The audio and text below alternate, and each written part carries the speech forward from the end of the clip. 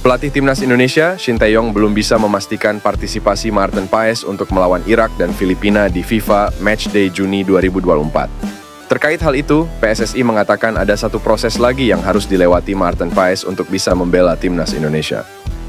Jadi saya tidak bisa kasih jawaban pasti karena harus hati-hati, kata Shin Tae-yong.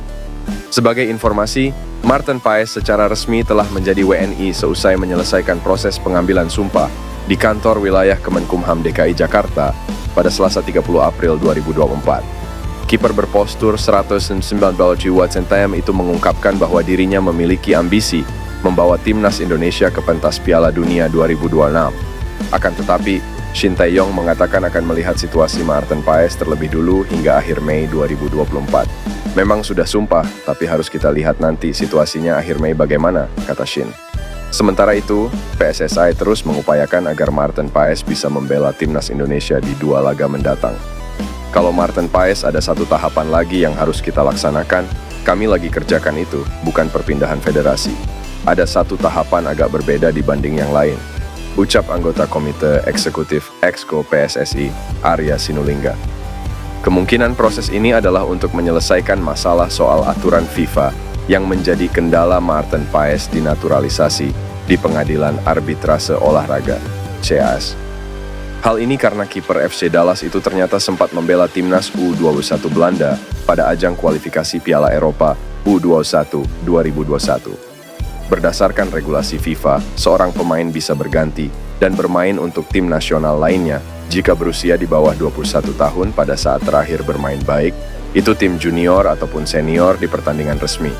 Maka dari itu, naturalisasi Maarten Paes dilaporkan harus dibawa ke Pengadilan Arbitrase Olahraga, CAS.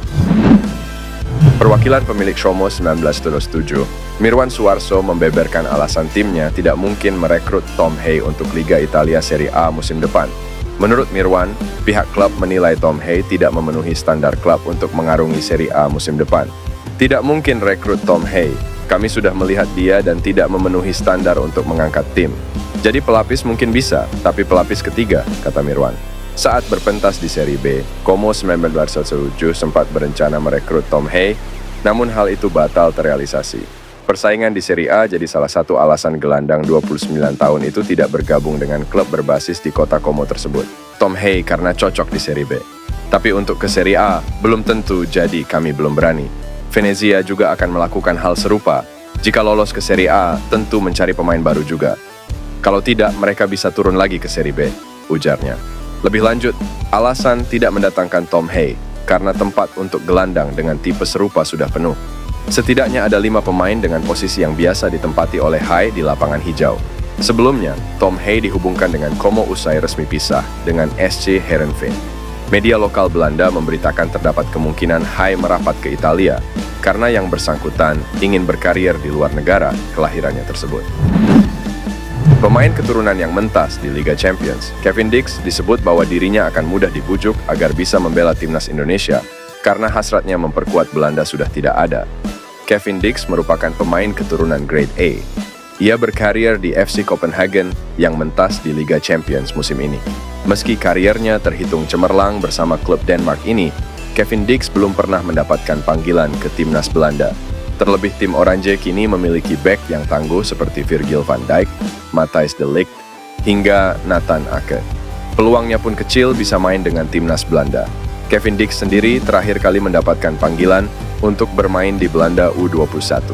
Maka dari itu, ia bersyarat andai memilih timnas Indonesia. Nama Elkan Baggott menjadi sorotan pencinta sepak bola tanah air dalam beberapa hari terakhir. Penyebabnya karena Ipswich Town maupun BEK 21 tahun itu sama sekali tidak merespons saat dipanggil PSSI untuk memperkuat timnas Indonesia U23 kontra Guinea U23 di playoff Olimpiade Paris 2024 yang dilangsungkan di Clairefontaine, Prancis pada Kamis 9 Mei 2024 malam WIB. Sehari sebelum laga timnas Indonesia U23 versus Guinea U23 digelar, Shin Tae-yong sempat ditanya apakah Elkan Baggott jadi datang ke Prancis atau tidak. Dengan muka kesal, Shin Tae-yong meminta jurnalis untuk mencari keberadaan Elkan Baggott sendiri.